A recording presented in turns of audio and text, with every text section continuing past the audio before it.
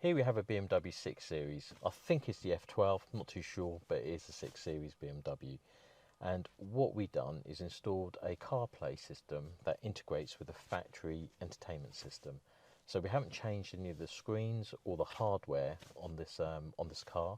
All we've done is added a bit of hardware to give you Apple CarPlay and Android Auto. And the nice thing about it is also a wireless Android Auto and Apple CarPlay, so you don't have to actually plug into a USB port.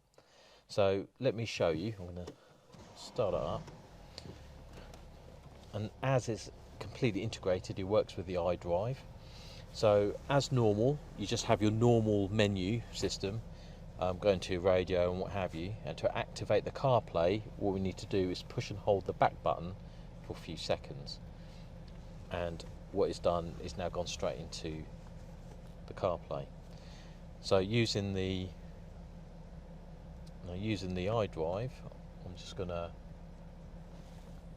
flick through the menu, go into Spotify,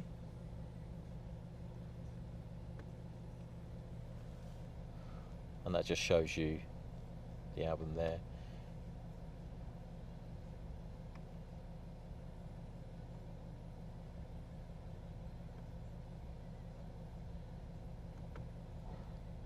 And also everything that's Android Auto is all there.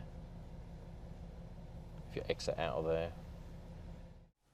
Right, so because I've got Android phone, I'm on Android Auto, but if you've got an Apple, you go into CarPlay, you could do phone mirroring, Bluetooth, videos. So you have all the functionality there.